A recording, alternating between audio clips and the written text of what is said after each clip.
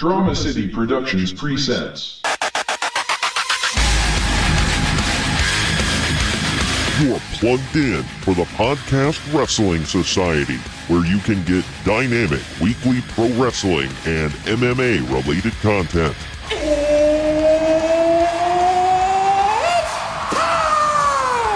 Give us a follow on Facebook, Twitter, and Instagram at PODWRES Society so that you can stay in the know. Faith is the place, and the sky's the limit. And if you like what you hear, give us a 5-star review and hit that subscribe button. Woo! Woo! Woo! Woo! Now, your host, he is the one and only Troy Adams. Oh, yes! It's the Podcast Wrestling Society. Listen, if you dare. I am your loving leader, benevolent host, Midwest Monster, and the official pallbearer for this summertime affair. I am Troy Adams, and with me today, if you get past him, you'll have to deal with my Undertaker. He is the mankind to my Uncle Paul in this funeral procession. He is Greg. What up, Greg? What up? What, I gotta be the weird one again? Oh, yeah, because Paul Bearer, God rest his soul, was totally normal. All right. Come on, man. You're like... All right, well, given the fact that you and Ramon will be out of town for SummerSlam week, and I will also be out of town the week, well, right after SummerSlam, we are pre-recording some stuff here, putting in... we are... not going to do like current events, but we are doing some SummerSlam themed things. If you catch my drift, this right here will be our SummerSlam watch-along episode, and it is not just SummerSlam, it's terrible matches of the dead man at SummerSlam. It's an Undertaker SummerSlam double feature. Yay! Yay! Well, you know what that means, Greg. It means, that everybody needs to fire up whatever device they use, pull up the WWE Network. If you want to watch along, we are traveling back to the year 1993. Why did the WWE hate The Undertaker around the August time frame? Because it's just stupid. I guess. Well, 1993, August 30th, ladies and gentlemen. We are at the time marker, 1 hour, 39 minutes exactly, to watch The Undertaker versus Giant Gonzalez 2. Because if it wasn't bad enough watching it happen once at WrestleMania 9, we get it again at SummerSlam. Man. Yeah. Why not? Who did Mark Calloway piss off? Do it again. Yeah, who the hell did Calloway piss off? I don't know. He didn't want to do the job. He didn't want to do the J.O.B., brother. Or that doesn't work for me, brother. All right. Well, anyway, you ready, Greg? I think. I mean, I've seen this match before, so yeah. Let's. Nothing will ever prepare you. Well, like I said, 1 hour, 39 minutes exactly. I hope you all got your machines fired up on the WWE Network. We're going to go in, I'll count it down from 3 to go. 3, 2, 1, go. All right. It is the 6th annual Summers Spectacular featuring Lex Luger, Yokozuna, Bret Hart, Undertaker, and more, according to the description. Man, and how... Oh, going right in, Adam. All right, this is already a better start than the WrestleMania 9 match. I cannot disagree there. He's choking him. Choking the life out of him. Listen to this capacity crowd. That's what we want to do crowd. ourselves during that match at WrestleMania 9. Oh, my gosh. Oh, we got a Harvey Shout Whippleman out to sighting. Bill Alfonso. Wow. Being the ref. Twice in a row. That's really sad. By the way, why is Harvey Whippleman wearing, like, an all-purple suit here? Like, Because it's SummerSlam, man. It's special. he looks like he just came back from a Prince concert. And here we go. let's point out that Johnny Gonzalez just has sprayed-on hair this time. It's no longer like actual fur. Oh well, like that makes it any better. But no. Oh man, he got a clothesline to the front and he leans forward. My gosh, come on, Daddy! The masterful selling right here. It's weird without seeing Bill Alfonso without the whistle, by the way. So. Yeah, no, I was gonna say he needs to whistle this one dead now. Bill Alfonso. Dude, if you watch the side by side, the last one's already 10 times better though. I know it's not saying much, but it's more action at least. It goes from 0 stars to a half a star. Man, we're going outside of the ring. Oh, man, it's about to get real. And he's doing his Zeus action. The Zeus clubbing. Why is SummerSlam the event for tall, immobile guys who can't wrestle? I don't know. That's weird he said it, though. It just makes all the sense in the world. Yeah. Because, when you think of summer, you think of tall, immobile guys. Come on. I guess. Man, Undertaker. Dude, watch that cameraman.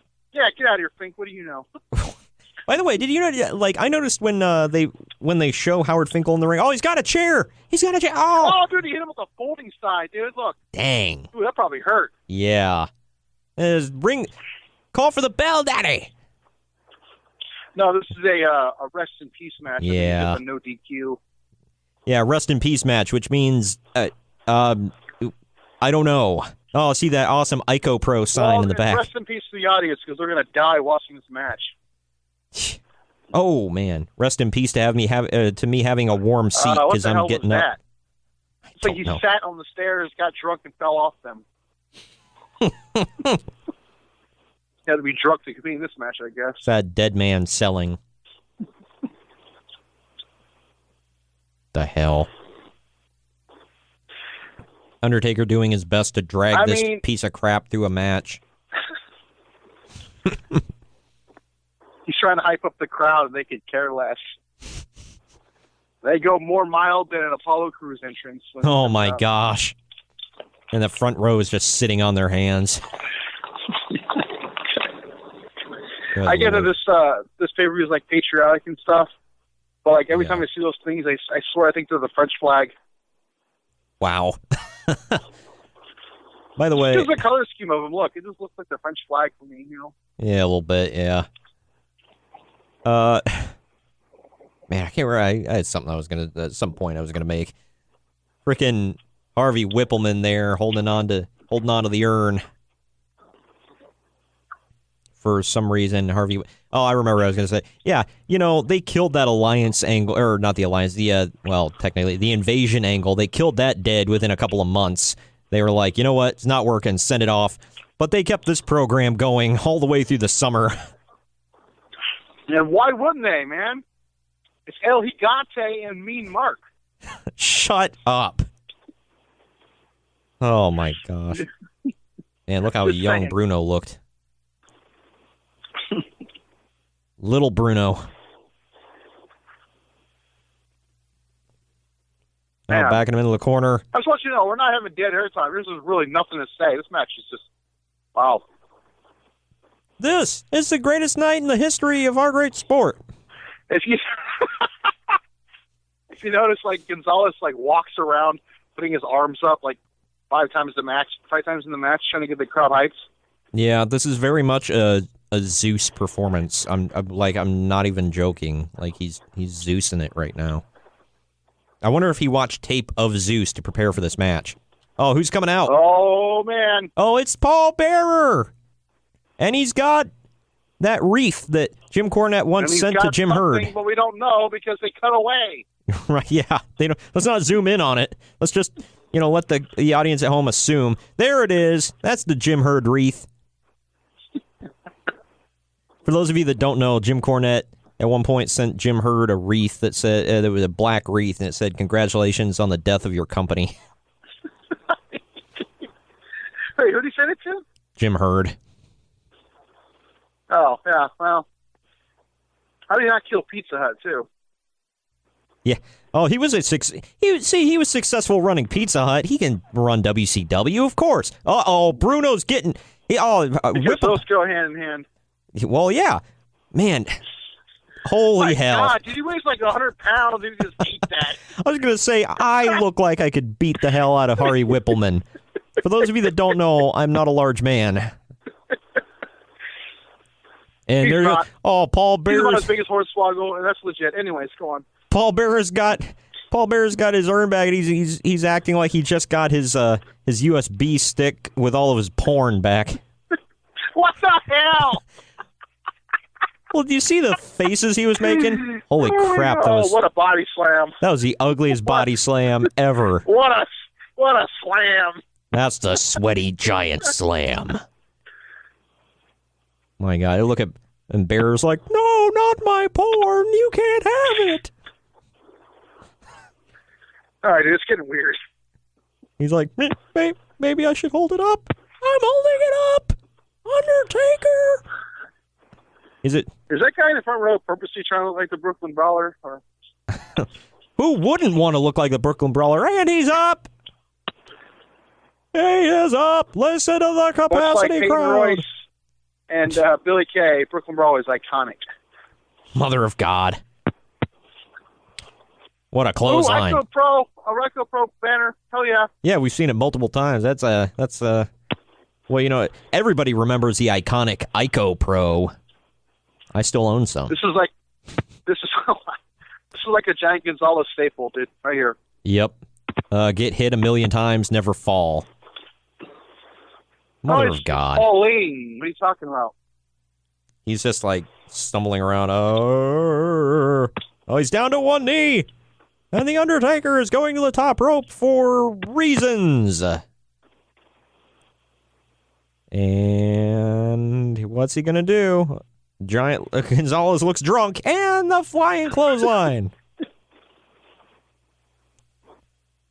Yeah, that's really going to finish the match. That's it? He beat him twice with clotheslines. The clothesline of doom. You want to talk about a clothesline from hell? Yeah, this match is pretty hellacious to watch. And he has the wreath. He has the wreath. Why not? El Gigante. The only thing he's missing is his midgets. And he's got the urn back. Those of you who don't understand that reference, for some reason in WCW, Giant Gonzalez, then known as El Gigante, once came out with a trope of midgets for reasons. I don't know. I'm Paul Bearer and you're not. Oh, look at that sweet freaking mullet. Front row. Oh, yeah. Gotta get it in. Like every time we watch a 90s match or something, we gotta mention the mullet. Hell yeah. Oh, my God. That was in hardcore. You see the bowl cuts in the front row? Man. Hey. 90s flavor. You know, spoiler, we're about to see something like an iconic moment right here, dude. This was the real turning point. Looks like Giant Gonzalez right here. This is the thing right here. Or El Gigante, whatever you want to call him. Looks like Giant Gonzalez is about to discipline his small child. Whippleman's walking. Oh, he knocked over the wreath. How dare you, Whippleman? The wreath is down. You son of a... Man, that wreath took a better bump than Gonzalez did. Yeah, speaking about mullets, man. Look at that mullet on Gonzalez, though, man. Oh, yeah. Oh, my gosh. He got him up. Choke slam. He got him. Freaking Whippleman could have choke slammed himself better. Mother of God. That was like... And the glasses remain on, folks. The glasses are still on his face. Exactly. And that wreath is in multiple pieces. There you go, Harvey. What did Harvey Whippleman do wrong? You're gigantic. He probably looked at Vince McMahon or sneezed in front of him or said AC/DC sucks. Something. What the hell? Freaking... Dude, if you had anybody to blame, it's yourself. You're gigantic and you couldn't beat... you couldn't beat The Undertaker. And there's the man. and Yokozuna. Oh, let's get ahead of ourselves, but that's Undertaker's next feud right there. Freaking Jim Cornette, man, he's really... What the heck? He looks like he's ready for Valentine's Day. Wearing a pink tie, a pink jacket, red pants, and a red shirt. Yeah, man, but he tops it off with that epic neck brace. Well, yeah, he's Joel Gertnering it.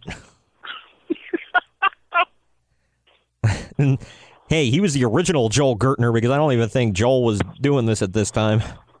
Yeah, right. Yokozuna just standing there stone-faced. That right there is Roman Reigns' cousin, ladies and gentlemen. Or uncle, whatever the hell. I don't know. Cousin, uncle, I don't know. They're all cousins. Well, yeah, I got to say, too, that Cornette's mic skills to this day still some of the best ever. Yeah. He can talk a mile a minute and he never stuttered, man. That's impressive. Oh, yeah. And I'm not, being sarcastic. He could talk anybody into their damn seat. I mean, I realize that was his whole job, but I like how he's got two managers. One to, be his mouthpiece, and the other one to be Japanese, I guess. Yep. Look, if you have Mr. Fuji standing next to you, you're gonna look more Japanese. Why does his tennis racket say Wild Thing, by the way? Because he's Jim Cornette. I guess. He had some of the weirdest friggin' racket cases. Are we going to get a bonsai here? Oh, duh. Man, look at he's like sweating profusely and he hasn't even moved. Bonsai! God rest his soul, but man, holy crap, was he a sweater. All right, well, that's the end of that. Luckily. Mercifully. Yeah, well, we've got another classic coming up next. It is the... well, I'll tease it. It's the Undertaker versus the Underfaker from the next year, SummerSlam 1994. This is going to be a classic. Yeah, man, they just really had it out for that, man. At SummerSlam. I know. That's why I said, I was like, who did Taker piss off, like, in the early 90s? Like, where they're like, every summer, you're getting screwed. Well, at 92, they had to face Kamala. Holy hell. Who, by the way, would have a match against Jim Duggan at Bash at the Beach 1995. Not joking. Oh, man. Minor non-PG alert. That put the asses in the seats. Oh, man, when I hear Kamala, I think ratings. But anyway. And then you throw Jim Duggan in there. Holy crap. Oh, my gosh. Sign me up, man. Oh! That was the main event, right? I assume. Well, yeah, it went. Well, no, it wasn't quite the main event. It was the warmer up match because it went on right before the Renegade defended the TV title against Mr. Wonderful Paul Orndorff. So there you go. That was the main event. You want to talk about asses in seats? Boom. Oh my God. God rest the Renegade's soul, man. But good Lord. Oh, man. By the way, I feel bad about this. I didn't know until this many days ago that the Renegade is dead. Yeah, didn't he take his own life? I don't remember. I don't know. I'd have to do a little bit of research on that. Maybe I can do that during the break. All right, you ready for the lists, bro? Let's do it, bro. I believe it is time for the list, bro. Oh, yeah. New sound effects for the win. All right. These are the top 10 worst SummerSlam matches, bro. Let's get it on. All right. Number 10, I said Kane versus Bray Wyatt 2013 Ring of Fire match. The match itself was meh. It just, like, it was like, what's the point? Nobody. Okay, first of all, like, no one was going to get caught on fire. And second, they had, I think it was Harper threw like a jacket on the fire to get in the ring. Do you remember that part? Or something like he threw something on there. Yeah, he threw his jacket on. Yeah, it was something. So that Just holy crap. But, yeah, so it was super lame. Nobody got caught on fire. Nothing happened. It was just big build-up for nothing. Number 9, I said Shane... Talking about, man, that match was amazing. I disagree, sorry. Wow. But anyway, go on. Number 9, I said Shane McMahon versus Eric Bischoff, 2003 Falls Count Anywhere match. The reason I have it so low... I'm going to have to disagree with that one because I kind of liked it. Well, the reason I had it so low is because I don't think it was meant to be a good match. You know? I mean, it was Eric Bischoff. So, but I don't know. It was okay. I like that it progressed some stuff. That was... Yeah, it was all right.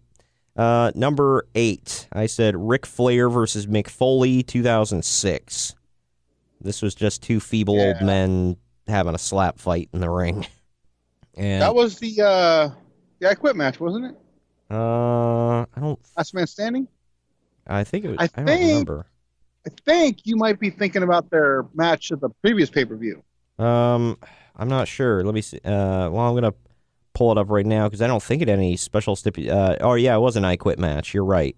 Yeah, but yeah, I mean, not to disagree with you again, but I thought that match was good when compared to their last piece of crap, the pay-per-view before.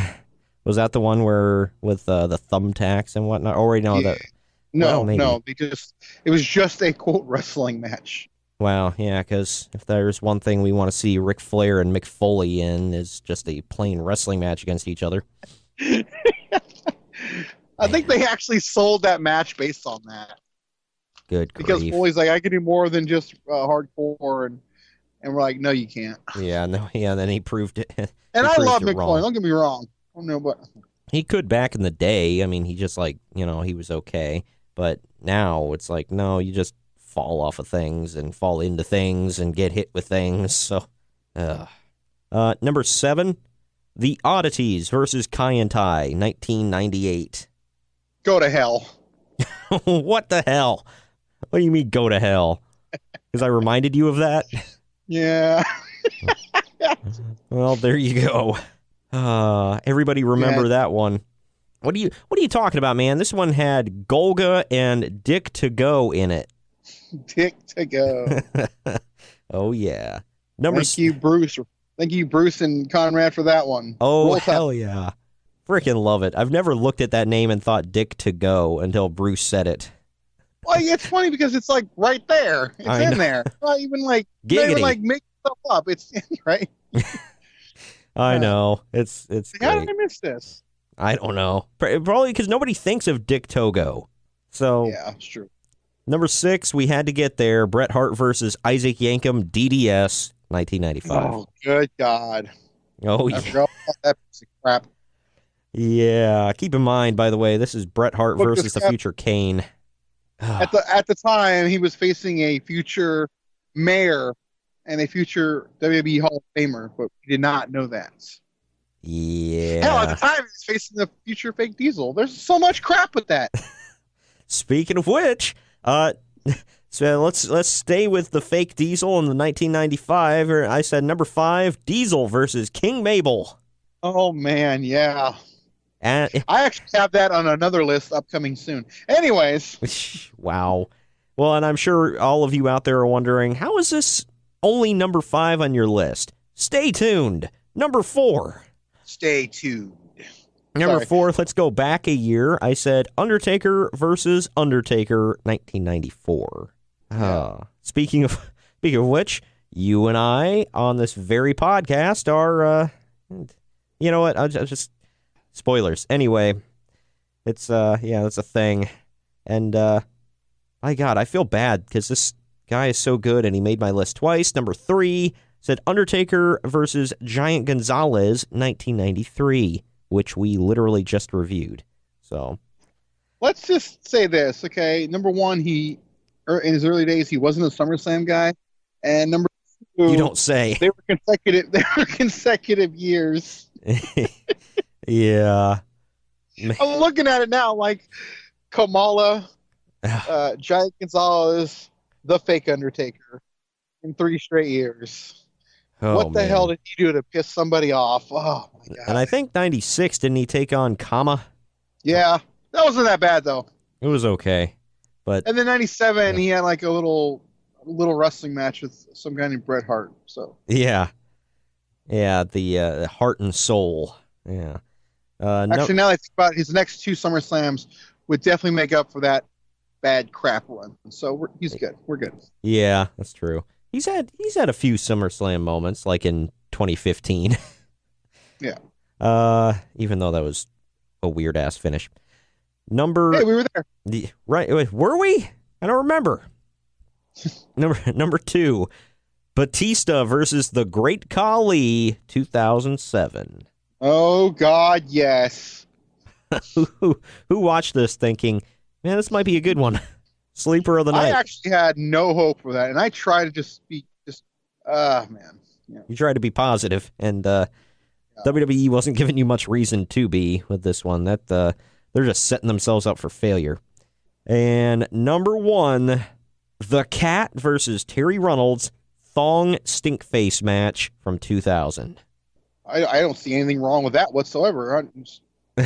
Yeah, I mean, the premise sounds sexy. Then you watch it and you're like, the hell is this? It's like an attractive car crash. Oh, man. Speaking of the Cat, have you seen her lately? Because, man, she's went downhill. No. Wow, that sucks. Yeah. Ever since she left Jerry Lawler, man. Who would have thought Jerry the King Lawler... Is it just me, or does that sound weird? I know. I was going to say, who would have thought Jerry the King Lawler was probably the one thing holding her together? But then again, from what I heard, while she was in WWE, behind Jerry Lawler's back, she was, giving the goods out, if you know what I mean. That's just rumor and innuendo, though. According to rumor and innuendo, she was giving the goods out. Roll Tide. They were getting up in them guts. So, anyway. Wow. Moving along. Yeah. Moving on. Right after this, we're going to take a quick break. When we come back, it's going to be another fantastic Undertaker-esque SummerSlam watch-along. Oh, man, I'll leave it at that, and you'll see when we come back. But anyway, let's just say that match was on the list that you just heard, bro. And after that, we will go to Greg with his list. Bro. Be right back.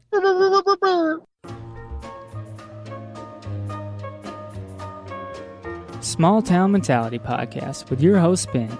A podcast about nothing and everything. A podcast where we get together with friends, drink beer, and see where the conversation takes us. We don't edit. We don't care what people say. It's small town people with a small town mentality. It gets offensive at times, lots of swearing, and a whole lot of not caring. Available everywhere you get podcasts. You can find us on Twitter at STMPod, on Instagram at STMPodcast, and on Facebook at Small Town Mentality Pod. We'll see you there. We are back on the Podcast Wrestling Society, ladies and gents, and we have another lovely SummerSlam match for The Undertaker to watch with you here. It is from the next year after the match we just watched in 1993. This is from SummerSlam 1994, Undertaker versus Underfaker. Oh, yeah. It's Ted DiBiase's Undertaker, who is actually Brian Lee in cosplay, taking on the real Undertaker, who should have changed his name to Mark Calloway when he became the American Badass, Shut up!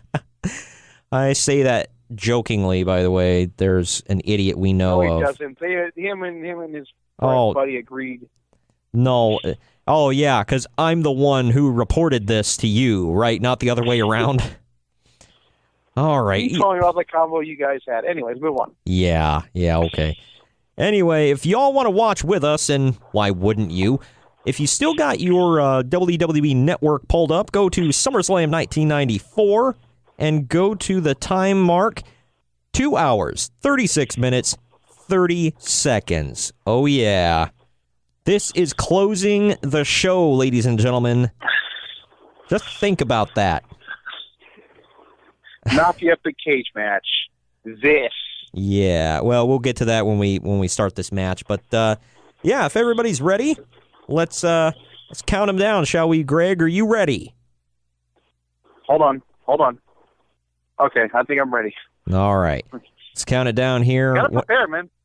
When I say go, hit play. 3, 2, 1, go. Man, I remember as a kid when I first started watching wrestling, we were going through... Wow, yeah. He's looking down at Brian Lee. I love this. Oh, man. I think this was the debut of the purple gloves, too, if I remember correctly. I actually like the purple glove look a lot better. Man, Brian Lee just, like, as a kid, I was like, man, that's awesome. And, like, as an adult, I'm like, holy hell. They don't look anything alike. Him and his henna tattoos. Oh. Well, yeah. Well, the tattoos like his are like, did he have them for this? I don't know. Wow, what was... Holy... I know he's a biker, so I assume he had... Oh, Undertaker? Yeah, he had tats. No, Brian Lee. Oh, Brian. Yeah, I don't know.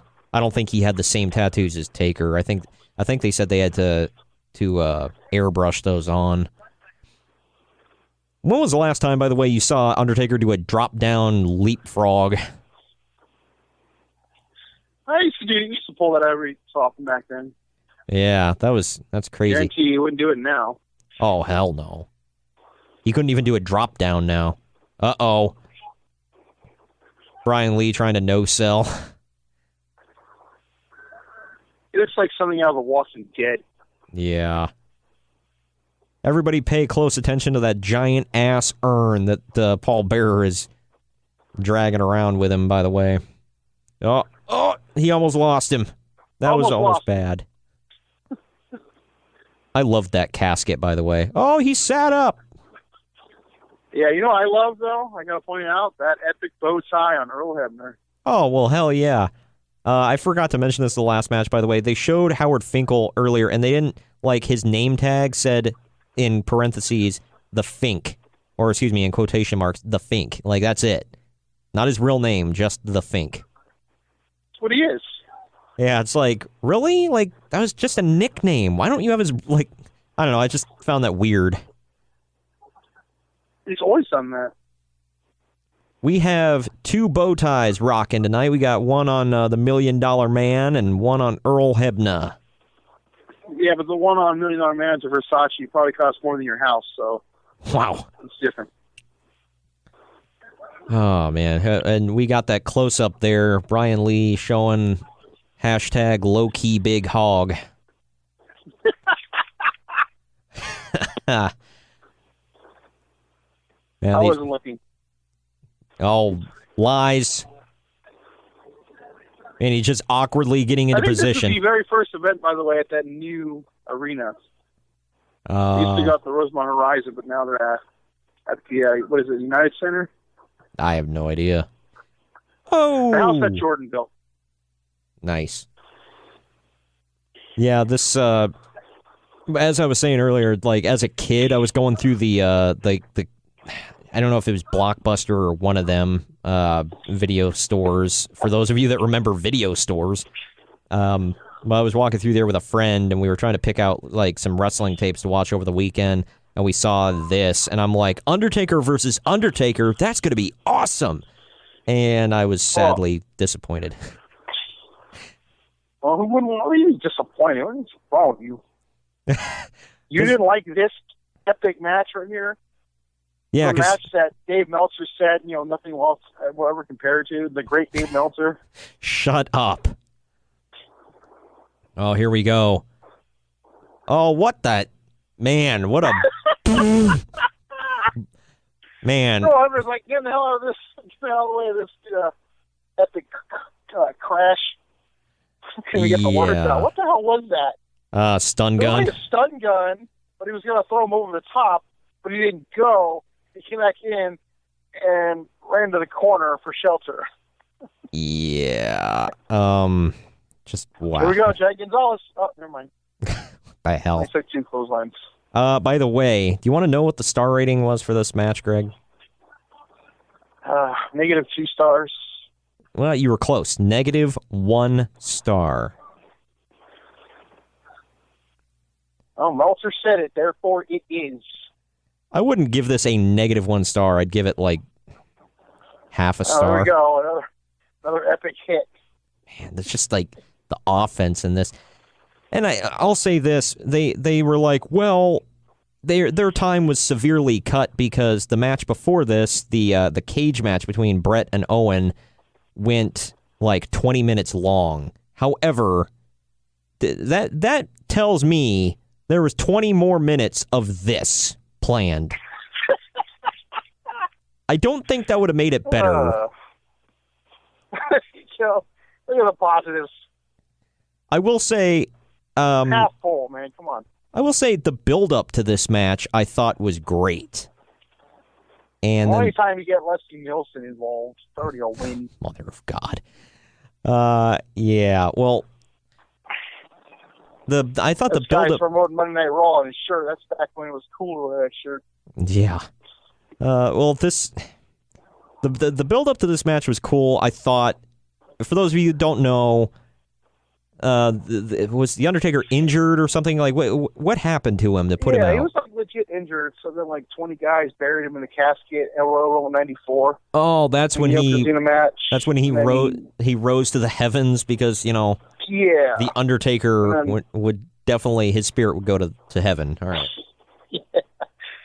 And then $1 Million Man, a couple of weeks after WrestleMania, said he was bringing the Undertaker back because he brought him in to begin with. Yeah, that's where it all came from. And then Undertaker, Paul Bearer started calling him a fake.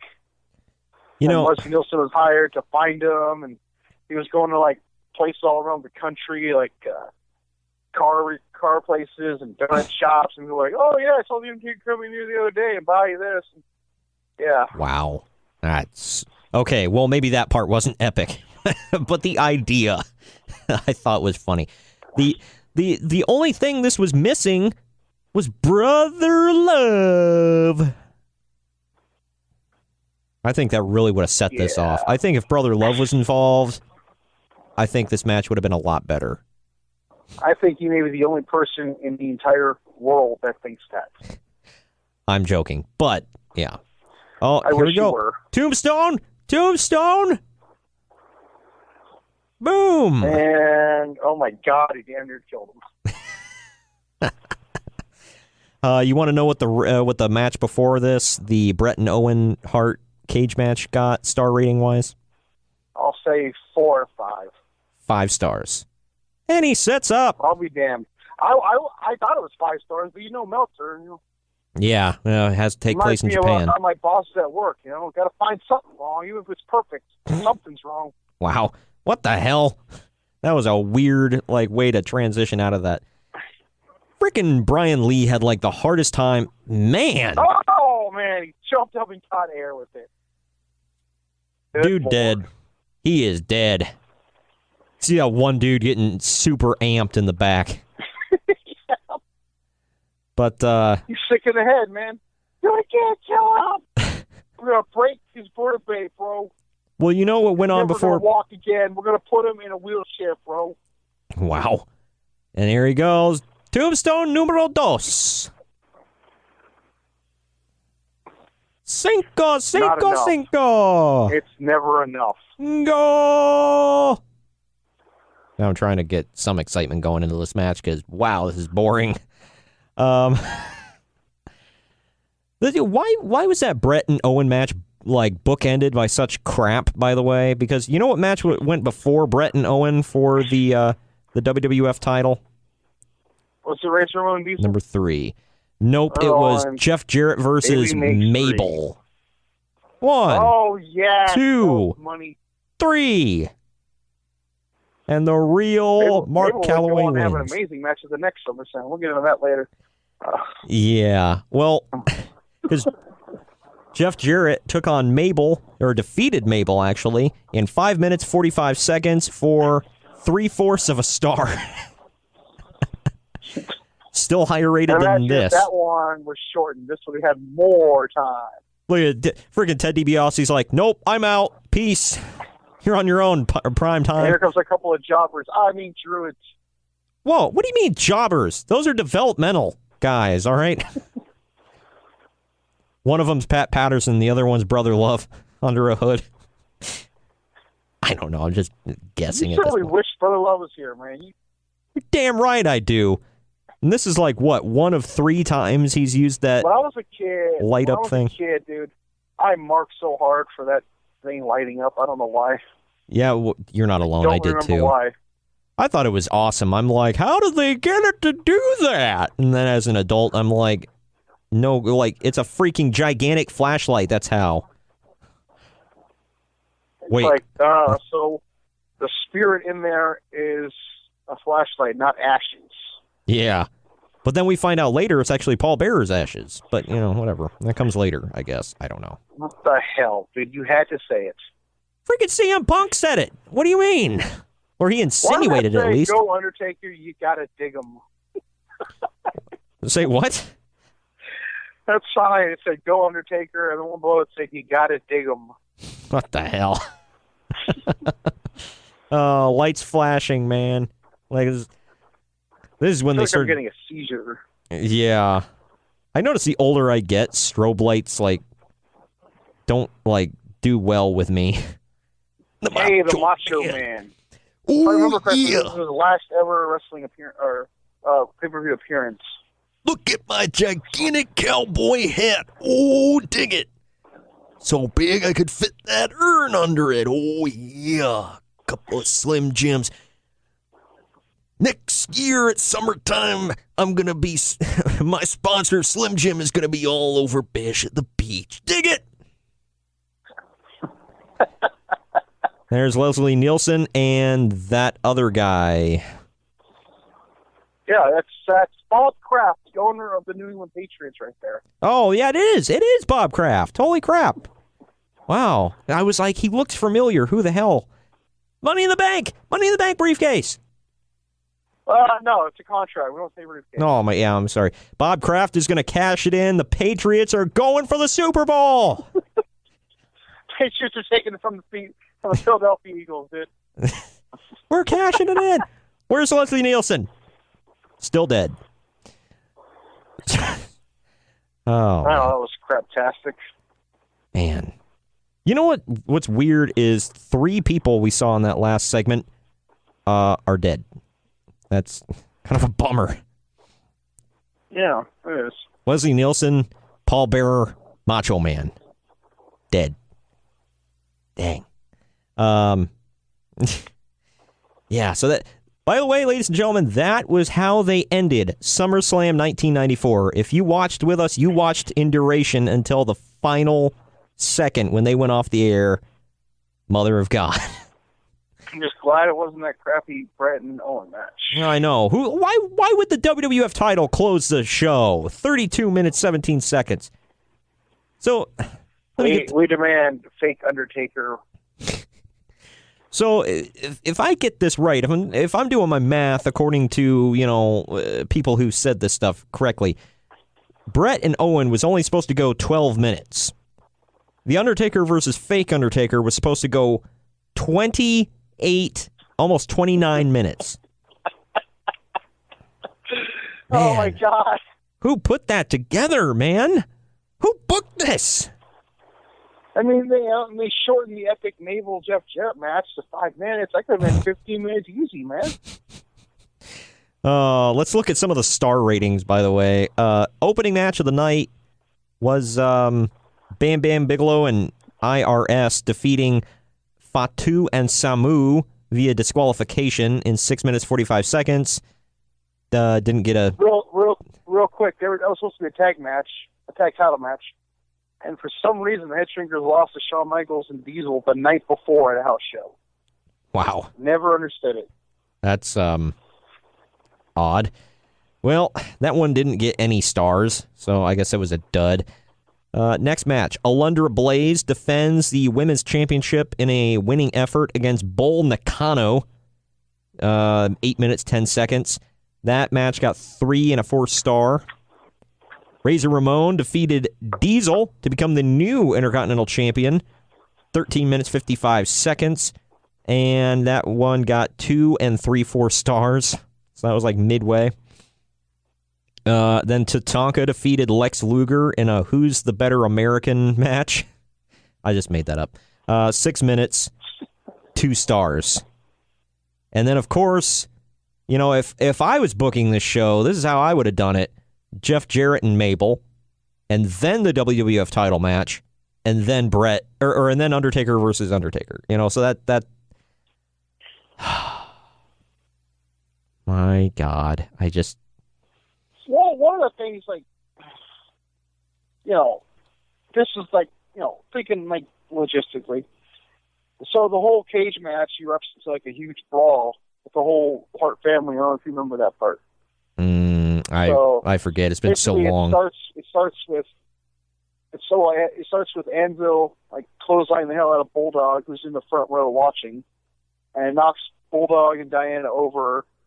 And then I think Owen and Anvil both get in the ring and beat the crap out of Brett. They lock the cage, and all the Hart family's trying to get in, and they're knocking them off the cage and stuff, and they finally get in, and Owen and Anvil escape. And, like, what I'm thinking about is, like, okay, all that happened. They cut all the promos in the back. Then they take the cage off, because they had to do it manually back then, to have another match. Wow. Why? Just thinking about all that, that's... yeah. Fantastic. I know it's a lot. Maybe I might be overthinking it. Like, man, they did all that. Just to tear down the cage and have another match. That should have closed the show. What are you talking about, man? Did you not just watch the same match that I watched? Epicness. By the way... I guess if they had closed the show another way, we wouldn't have seen that closing shot of Leslie Nielsen and Bob Kraft. Exactly. So, take your victories where you can get them. Just for the audience here, our listening audience, Undertaker versus Giant Gonzalez, the match that we reviewed earlier in the Rest in Peace match, also got a -1 star, according to Dave Meltzer in the Wrestling Observer. So, 2 years, 2 -1 star matches. Poor Undertaker. I'm sorry. I shouldn't laugh at somebody else's pain, but... Well, I'm laughing because you're looking at Meltzer's reviews. That's why I'm laughing. But... What do you mean? He is the authority, other than a certain someone we know from the Dayton area, but yeah. Well, yeah. I mean, of course. The authority to Conrad, and apparently you. Yeah, there you go. Wow. At Hey is Conrad, and at Pod Rest Society. Exactly. They love Uncle Dave. Oh, screw you. Yeah, you guys love him, but have you peed next to him? Okay? Yeah, you had your junk out next to him. There you go. I was jealous of you for one day. Damn. Anyway, I'll never forget that, dude. I came out of the bathroom, and I'm like, Ramon, you'll never believe who was coming out. Just watch. And he came out like, no. Holy hell. I'm like, you jerk, you freaking stop rooting for the Sharks right now. You get the hell out of this building. Wow. That's something. Well, okay. Well, that was that. Well, we're going to take another quick break here. When you and I come back, we're going to do another watch along because we love torturing ourselves, but hey, it is actually do you want to do another watch along or do you want to do the list? I'll do another watch along. Or do you want to do the list between the watch alongs or do you want to save that to the end and kind of string them along? Yeah, save it to the end. Okay. Well, next, ladies and gentlemen, we're going to slowly transition another Undertaker match here at SummerSlam. This one is from 2015, but this one also involves the Beast incarnate, Undertaker versus Brock Lesnar, and you and I were there live. Yay! All right, well, it's about that time, Greg. And you know what that time is? It's time. List time. It's time for the list, bro. Oh, I love our new sounders. Anyway, well, what are your top 10 worst SummerSlam matches in history, bro? Okay, man, this was tough because there was so much crap. Had to leave something off. My list is very close to yours, by the way. All right. I mean, like, crazy. It's crazy how, wow. Yeah. Well, there were a few you said you disagreed with me on, so it's you got to have some others in those spots. All right, yeah. Said Kane versus Bray Wyatt. The Ring of Fire. Oh, yeah. Yeah, man, that was something. It was something, all right. Number 9, this, it kind of hurt to put, but looking back, man, it was not that good. I said Warrior and Ultimate Warrior and Rick Rude in the cage. I gotta go back and watch that because everybody says that was one of Warrior's best matches. Dude, it was like 10 minutes long, dude. It wasn't really that good of a match. Yeah, I gotta go back and watch it now to see. And also, I agree. maybe it wasn't bad, but the fact that it was the main event and it was that short. Yeah, I was. Two for me too. So, what year was that? 1990. Okay, yeah, because I think I was looking at that card and I was like, man, that just seems like a super weak year. Yeah, it was. I mean, Hogan and Earthquake were on the undercard. Yeah. Hogan and Earthquake, man. Woo! I mean, I guess it could be worse. It could be Hogan and Chic Tugboat. Well, yeah. When I put it like that, in comparison, it's pretty good. I can't believe you brought up Chic Tugboat, man. Why wouldn't I? That's fair. Could have made a lot of money. Sticking with that event. Oh, hell yeah. You should go back and watch this because there's some good ones on here. I said Power and Glory versus the Rockers. Oh, man. Now, why it's so bad, too, is because, Michaels is hurt in the match. And so he's, taken out by Hercules' chain within, the first 10 seconds. And it's basically just Jannetty against them, too. Oh, man. Well, when I think 5-star classic, I think Marty Jannetty. Yeah. Right. So, don't get me wrong. I think Marty was a good wrestler and all, but he's no Shawn Michaels. But no, wow. Hey, here's fun fact. This event took place a month before I was born. So keep that in mind, people. It got better from then. Yeah. Oh, you're old. Wow. Look who's talking. Shut up. It doesn't help either when I tell my group of my team at work. I call them hello children. Daddy's here. That's I gotta creepy. stop that. Yeah, it's creepy as hell. Well, I meant that because they're all kids. Next I said Bret Hart and Isaac Yankem. Oh man, that was that classic. Yeah. Freaking classic. Tongue in cheek much. What do you mean? I'm totally serious. Oh, my mistake. The Next, evil dentist. God,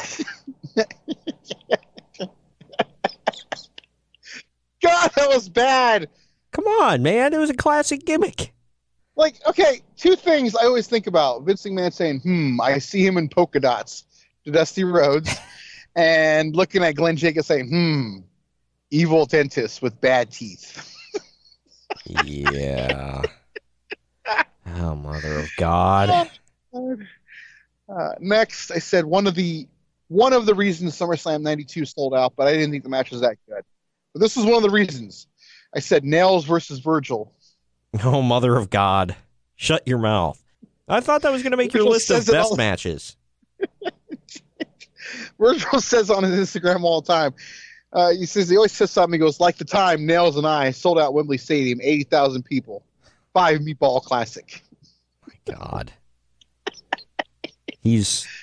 Wow. Virgil versus Nails, man. That put the asses in the seats. Well, hell yeah. I wonder if Nails afterwards told somebody that Virgil tried to touch his pecker. Oh my God. Yeah, right. I heard real quick, Bruce Pritchard on his podcast said that Nails was unhappy with the SummerSlam payoff. And all that did was, to me, is bring back all of Virgil's comments. That was the main event. So therefore, Nails should have been compensated more. So to be fair, there's that.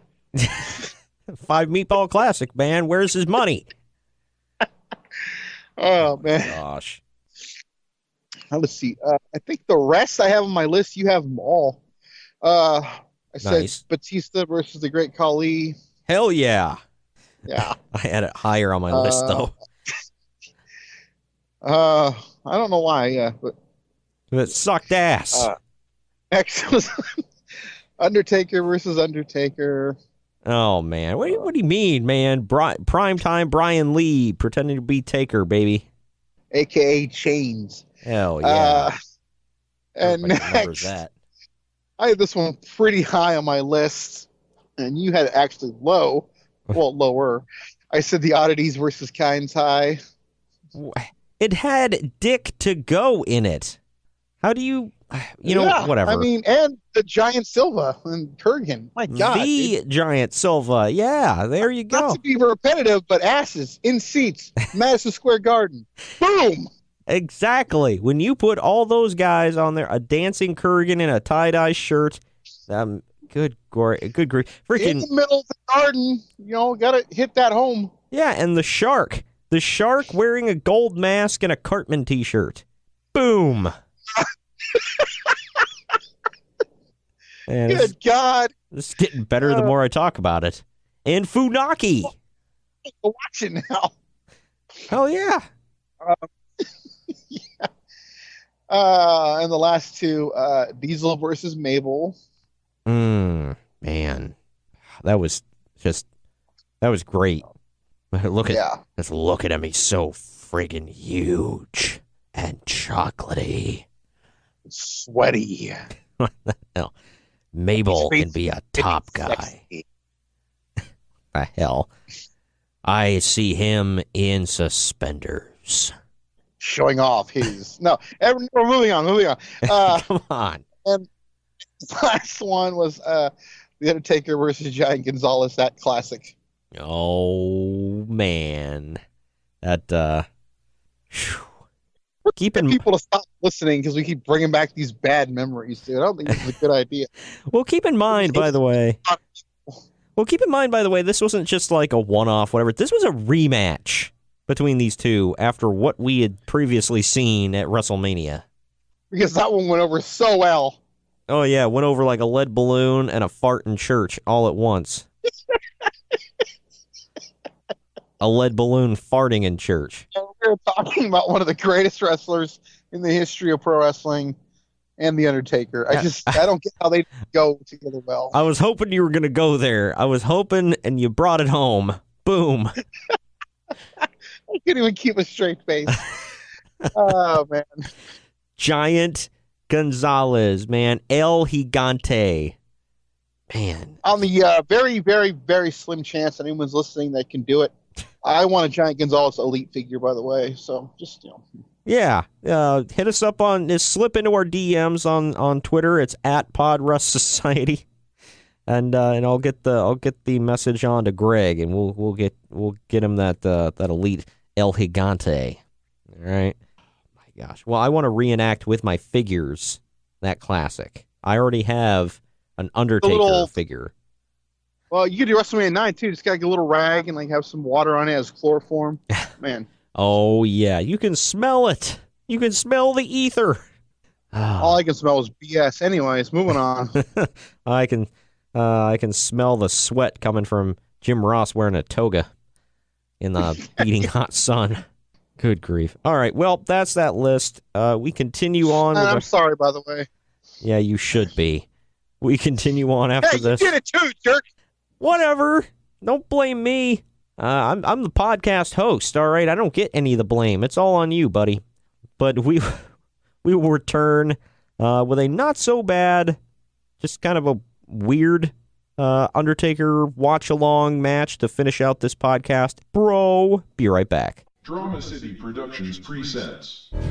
Hey, it's Ben here, host of the Regular Stories podcast, a podcast where I interview interesting people about their lives.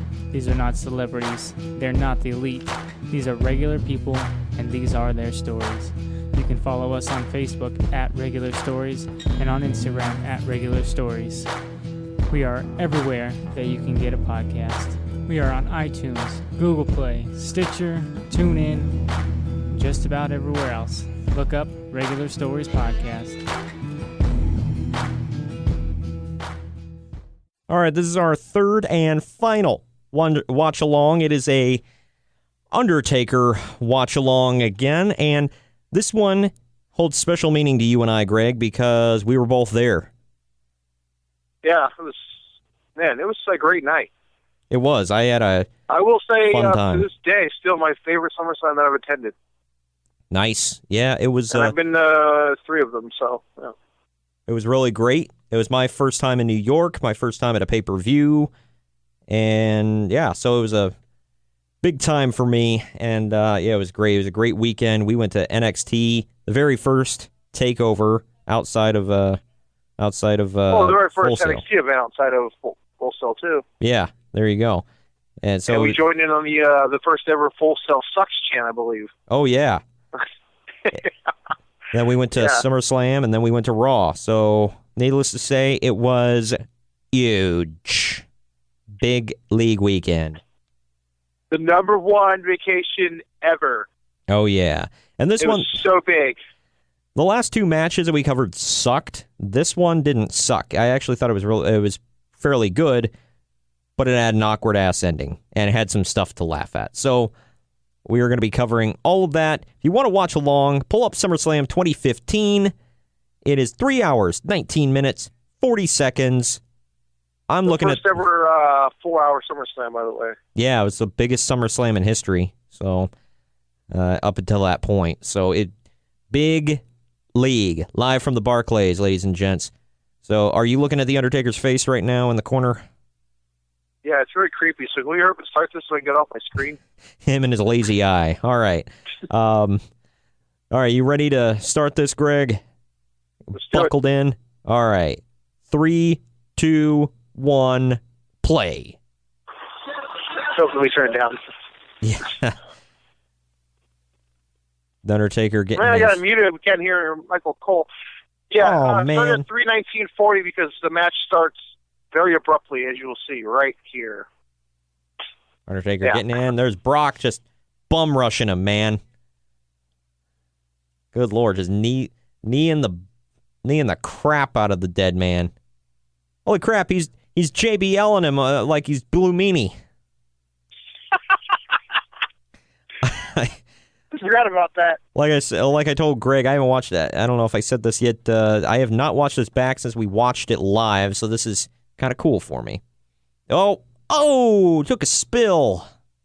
Man, the way Brock goes out of the ring is just, like, I know, it looks bad. He does that exact same roll that he did when Cain Velasquez, knocked the hell out of him. Remember, he fell back and rolled to the cage? Wow. He does that exact same roll when he falls out of the ring. I think that's just his thing now. I guess so. This was the last time The Undertaker's hair looked semi-decent. Well, actually, it looks pretty good now, I should say. I shouldn't make fun of the dead man's hair. I just, side note, I like how you always go back to Kane beating Brock's ass. I know.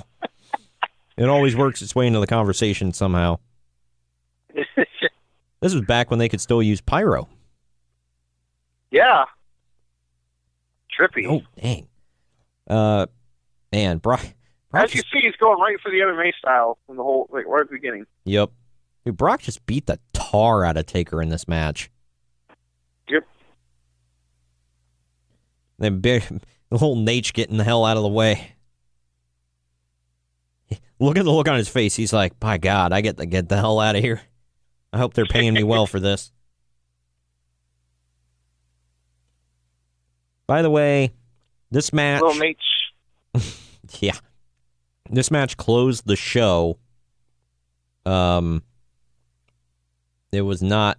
Yeah, the title match not the not epic closed. Jon Stewart heel turn. Well, the match before this was Kevin Owens versus Cesaro. Kevin Owens pulled double duty. I think him and Sasha Banks, too. Yeah. Because before that was the epic... Oh, here we go. F5. Do you remember? I remember. I thought that was it, dude. I really did.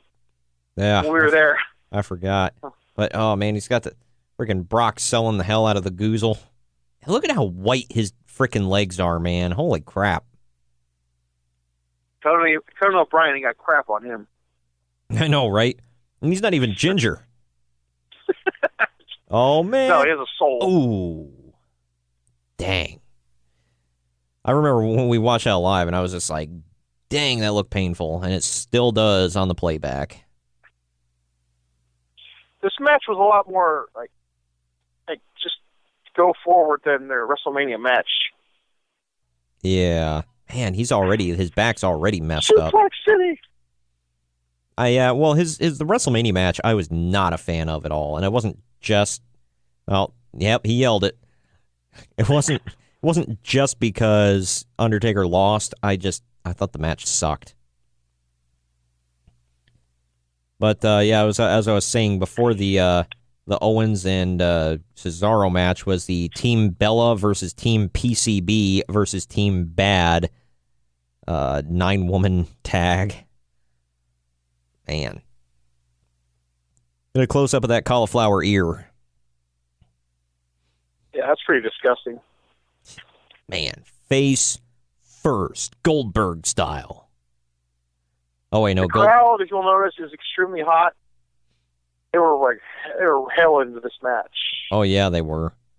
And Snake Eyes. This is where, I think this is where Brock's busted open, right?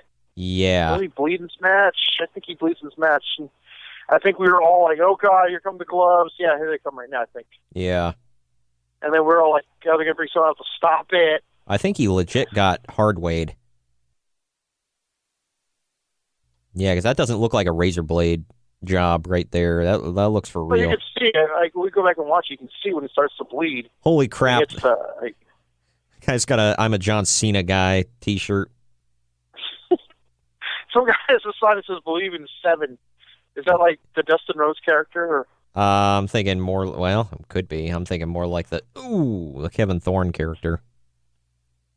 Paul Heyman just looking disapprovingly. Well, of course. Hey, that guy in the front row with the Cena shirt's like you. For those of you that don't know, Greg was in full John Cena Mark garb at this show. Rally towel and all. I did it Easy 2 years in a nose. row. I might do it this year, too. I think I'm going to go with the lime green one this year. Well, I went with the lime green one to Raw, I believe. Or maybe it was SmackDown. I think it was SmackDown. And then I was wearing my Seth Rollins Never Shuts Up t-shirt. Man. Vintage Undertaker. Vintage! You can just hear Michael Cole touching himself. Vintage! Again, I got to go into how hot this crowd is. The reason I keep saying that is because of all the SummerSlams I went to, usually the crowd's dead at the last match. Yeah. Like, this whole event was so good that basically every match, everyone was into. Yeah, I don't think the crowd was dead throughout this whole night. This was, they were... No, they weren't. New York this was crowds one are of the best fairly crowds, good. Even for WrestleMania standards, too. Yeah. The crowd was, never dead. It was one of my favorites. Well, and this was their first SummerSlam in the Barclays, so this was, the first time doing this. Because, every time SummerSlam was in New York before, it was either in Long Island or in the Garden. Yeah. So this was a big deal all the way around. These two, this was one of the last times I saw Taker really hardcore bring it in a match. Yeah, part of me thinks he wasted his entire take on this match. 4 out of 10. Someone's got a 4 out of 10 sign. We missed that. Good Lord. I didn't notice that until just now. For your reference, by the way, Greg and I are right behind where the announcers sit in the upper deck front row. Yeah, so we got a great view of everything. Yep. Same seats for SmackDown as well. For NXT, we were on the hard camera side, upper deck, and a couple rows back, sitting next to one lonely SOB. We're sitting next to a guy with a look. I was sitting next to a guy with a look. You sat on the other side of me. You were like, "Yeah, you get seat 2. I get seat 3." Well, I made that clear when I bought them. Yeah, you did. I was like, there's one seat, there's one seat in the whole row, and the first one is taken, the other rest are available. That tells me that this person, and not that there's anything wrong with this, but bought one ticket for themselves. I'm like, it's got to be a loner who's not going to have a fun time. And sure enough, he did not have a fun time. He was miserable the whole night. So he golf clapped once. What are you talking about? By the way, this shows you. This was only 3 years ago, man, and Like, just look at little... time flies. Yeah, I know. Just look at little things like no LED boards, no... they got the old tube TV monitors on the desk. Oh, here it comes. F5 I through the think table. at this point we were all like, "Oh God, he's gonna kill him." Yeah, I was like, Taker's done. He's literally a dead man now. And also, the pyro, the lack of pyro nowadays too. Yep, pyro. Slightly different set. Slightly. The Raw table's down there, not on the stage. Mm-hmm. Ooh, that was bad. But Charles Robinson still has that epic haircut, so He's had that same haircut since 1994. Yeah. He probably uses the same salad bowl every time he goes to the barber. Why do we crap on the refs every time we do this? Like, without part fail. of the match. Also, looks like the Undertaker pissed his pants, like Brock Lesnar scared the hell out of him. Well, that goes back to the epic promo he cut on John Cena. He's going to have something rolling down his leg. You know what's going to be rolling down his leg? Piss. Do you remember that? I do. Man, just the Wow, articulation. these guys all have signs for every number. That is epic. I didn't realize that. Yeah. That takes some dedication, bro. Speaking of which, or by the way, not speaking of which, but by the way, friggin' Brock has blood, sweat, and drool running down his face right now. That is a deadly combo of... Like a beast. What the hell? He looks like he's having a stroke. I don't remember that part. How did you figure that? Did you see Taker? He was like twitching and just kind of like laying there looking off into Oh, nothing. well, when you suck out, Brock was on the screen. Sorry, okay. No, it looked like freaking Undertaker was having Like a so stroke. you having a stroke, standing up, and jumping around with blood coming out of your face, looking pissed. That's a stroke. Oh man! By the way, speaking of Brock, while I'm thinking of him, Bruce Pritchard was saying that. Well, I guess Brock said this. And it was said on the Bruce Pritchard podcast. I never heard this in an interview. Ugh. Now Taker's spitting. But I guess that's that infamous. Oh, here we go. Man, he got some air with that one. Took that one. Right? That infamous WrestleMania 19 shooting star press that he botched. I guess he said somebody suggested it to him, and he did it. Yeah, he wouldn't tell who. Well, they were thinking it might be one of the possibilities that came up was Michael Hayes, old Doc Hendricks. Now, I seriously thought this was 100% it. Man, I know. He freaking wrapped his legs around Taker's neck there for a second. I was like, Taker wins! Taker wins! But I forgot Brock needs at least 5 finishers to beat him. 2. Oh! 5.5. Wow.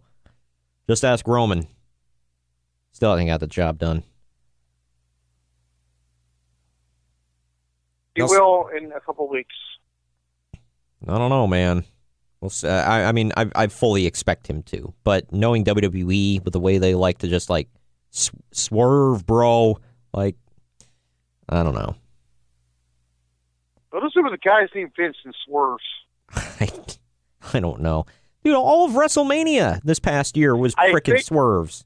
I think this is like one of the most iconic moments in the whole match right here. I think this is it. Yeah, this is the meme moment. Yeah, right here. Here it is. You and I laughed our asses this got off. such a huge laugh and pop in the arena. Yeah, right here. I love this. Oh, ha, ha, ha, ha. Look at the freaking eyes of Taker, mother of God. Man. Like I said, is this the very first good match that we've ever done a watch-along to? Yeah. Yeah, because we've done stinkers up until now. I thought we did it on purpose, by the way. I saw we picked this is a good one. Yeah. Let's gotta make that clear. We never watched Undertaker versus Jenkins. I was expecting a freaking 5-star classic. Yeah, and then we were let down at the end of it. We purposely picked it. Oh man. That looks like it might actually hurt. Because he's cranking up that arm. It only took Brock 2 years to finally figure out what a freaking Americana should be. By the way, last ride. That he did not get him up for that one. 2, And not to be like that guy, but remember we were sitting down like, oh, last ride's coming. Yeah. You can just tell. Yep. Well, my question is, why does he do the Kimura? Why doesn't he do the Death Clutch? Because that was like his thing in UFC for a while.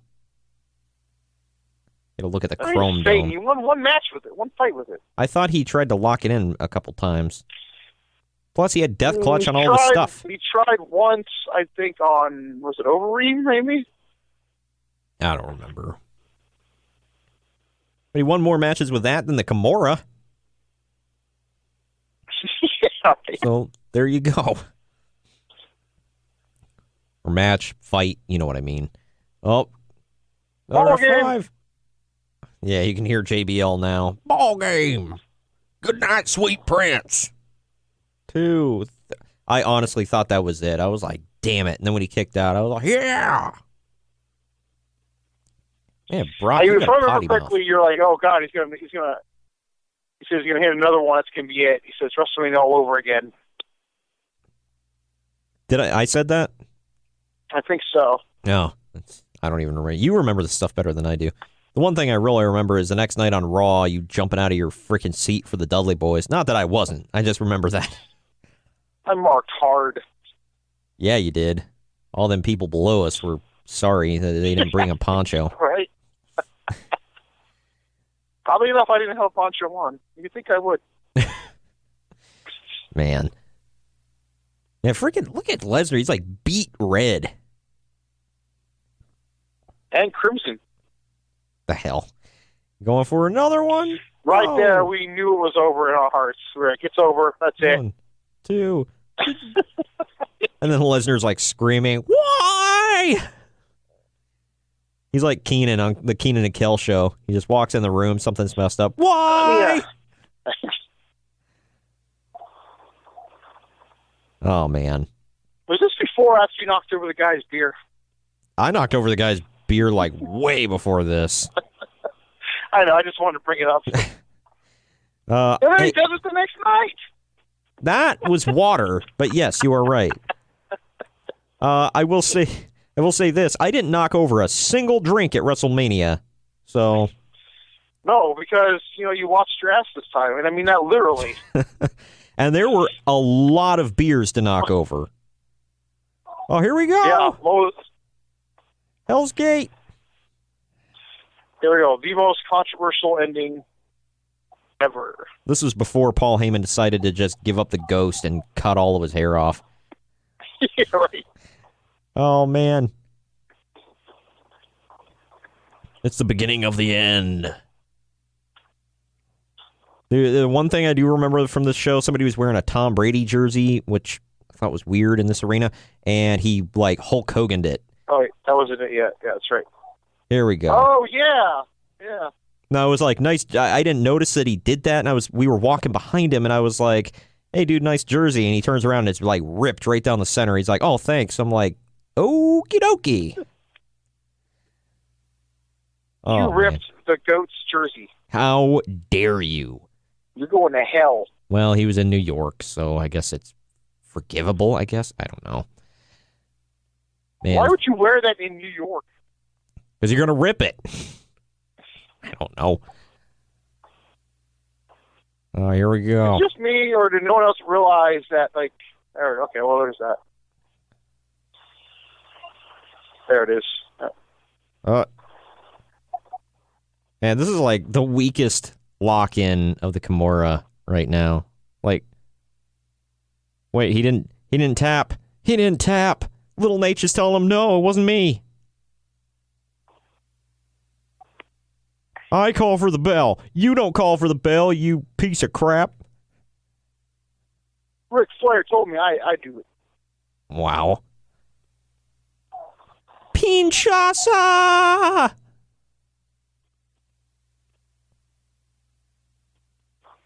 I really thought he was going to pick him up and slam him right here. Yeah. And, like, knock him out. Yeah. That would have been... That's how I thought. I was like, oh, man, it's still going to end with Brock going over. It didn't because they ended up wanting to build to a trilogy, but... Dude, what is with these two? Not that I'm complaining, but what is with these two? And one of them has to bleed every... Oh, there you go. One of them's... rule. They either, Oh, yeah, I forgot about the finger. They either bleed or they get concussed. That's it. That's it. Undertaker sort of kind of wins. I've still to this day not figured out the whole point of that screwy finish. Like, because what was it about? because they wanted to make it look like Undertaker can't beat Brock. So, I mean, they proved their point because it was like, oh, look, Undertaker had to low blow him and then choke him out. Just win, baby. Undertaker looks like all blown up. Look at him. It's like, mother of God. He ain't selling. Yeah. It was at this point the Undertaker realized, I'm not coming back for a real match after this. So that He would a couple months later. Yeah, he did with, well, I don't know. It's like, did he already sign on for that before he did this and then realized, maybe I shouldn't have signed that contract? Then he tried it again. It wasn't there. Then he tried again with Roman. That match was fairly decent. I mean, it wasn't. Here's my thing, and I'm gonna send all your hate tweets to @PodRestSociety, but Roman carried him to a really good match at Mania, or a good match at Mania. You're going fanboy hell for that one. Oh, I know. Roman can't carry anybody. Roman sucks. Blah, blah, blah, blah. Don't get me wrong. I didn't like the ending because, the Undertaker lost at Mania, and I never support that. But, and here's my thing, and you and I talked about this before, talk about going to fanboy hell. There's a Paulrus going crazy. He was down. He low-blowed my client. But you and I talked about this, and it's like, I'm going to get a lot of hate tweets for this one, but, it was less impactful when Roman beat him only because it had already been done. In my opinion, Brock should have never beat him at Mania. Roman should have. Yeah, I mean, I'll agree with that. Because what did Brock gain by that? That's just what's happened right there. Tapping like a drunk man. I saw that on the screen, dude. I kind of threw a fit. Like, man, that was BS. And then right in the mommy daddy buttons, the ding ding. But I think I like how they blur it on the replay, but live it was fine. I know. No pixelation live. But yeah, I mean, if Roman beats him at WrestleMania, ends the streak, Roman's sticking around for at least the foreseeable future. Yeah. Brock was already at that point a part-timer, so... Well, I've been talking about this with, other friends, and I think I mentioned, I think I mentioned it to you. I know I did with Ramon. Freaking, I don't know, man. The way they've been booking Roman, right now, with him beating Bobby Lashley and everything and going to SummerSlam, he needs to win. Otherwise, there's Cody Rhodes' wife. Mrs. Nightmare. But anyway, that's when he was going crazy. Mrs. Alfaro right there in the green dress. Yeah. No. The winner, Brock Lesnar. I was baffled at this reaction here because they were heavily pro Lesnar at this point right here. Yeah. And I'm but then in the match they were pro Undertaker, so the winner. Yeah, he goes on his spiel. I know, I like how the New York crowd was like, "Hey, he got screwed, man! Boo the Undertaker! Cheer for Lesnar!" Who cares? Undertaker won. Be happy. Now Brock can never get cheered. Yeah. But what I was saying about... I don't know. Remember WrestleMania? People were crapping all over the match, but then when Brock beat him, place erupted. Yeah, I think that was because they hate Roman so much. I don't know. That was another, but yeah, that's what I was going to say though. If Roman doesn't win at SummerSlam, here we go again with another replay. In the words of Jim Cornette, he's going to fall flatter than a plate full of piss. I mean, they have booked him, in my opinion, fairly poorly for a while now. Like when he wins, it's not really consequential, but they keep throwing him against Lesnar, and he never gets the job done. So it's like, it's about freaking time, dude. This is number 4. He needs to do it. Or, yeah, 4. It's kind of like Misha Tate and Ronda Rousey. Yep. Why you keep giving it to her? She can't beat her. Get over it.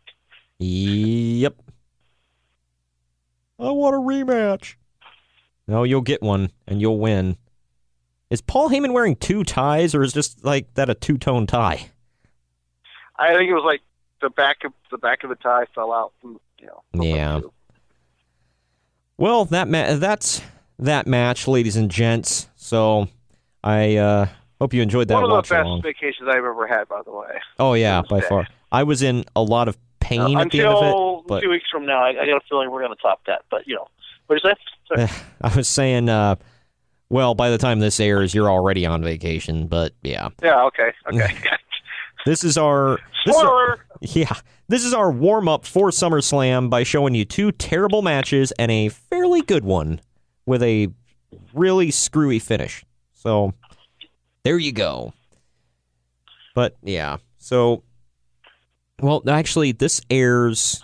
I'm trying to figure out our air dates here. I'm sorry. No, this will air... You'll be home already, because you're coming home, what, Wednesday after Mania, or after SummerSlam? Tuesday. I'm not going to go to SmackDown, so we're coming home on the Tuesday. Oh, you better not get picked up by you-know-who, or he'll boil SmackDown Live for you.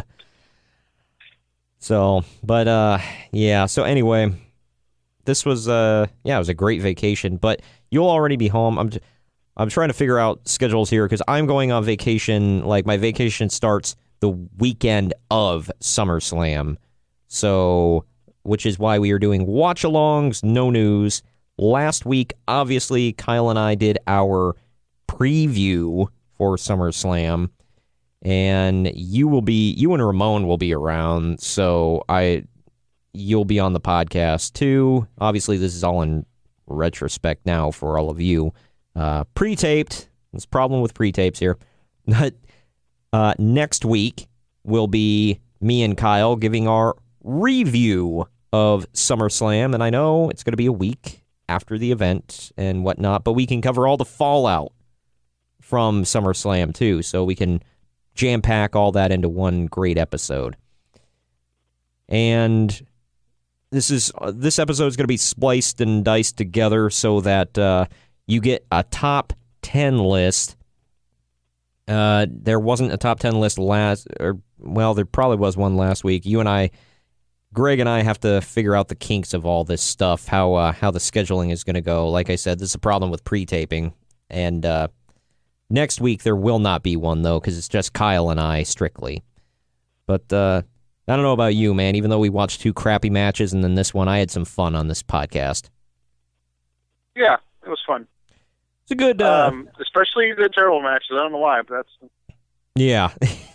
Those are always fun to sit and laugh at and point and do the Nelson from The Simpsons. Oh, man. But anyway, yeah, so I am not going to wrap up the podcast yet, because right after this, we are going to have a top 10 list coming at you. As of recording this, I don't know what it is, so it's going to be a surprise to me too, boys and girls, so tune in for that. Yeah, it's going to be the top 10 things we can't wait to see in HCW. Shut up. Had to jam that one in there. Mother of God. But, yeah, so enjoy... We got jamming stuff in there. We didn't mention Nick and Midian, did we? Thank God, no. Oh, there it is. Yeah, there we go. Gotta jimmy him in there. Good grief. I didn't say that, you did. What? But all right. Nothing. we're moving on very, very quickly. Actually, we're going to wrap up the podcast. It's been a lot of fun. Had a good time. And, yeah. So anyway, thanks for joining me today, Greg. It was fun. And I will be bringing you a review of NXT TakeOver Brooklyn 4 and SummerSlam next week with Kyle. It will be an all Troy and Kyle episode, bros. And then in a couple weeks, Greg and Ramon will be back, and they'll join us to let us all know about their experiences for the week in New York. Later, y'all. Later.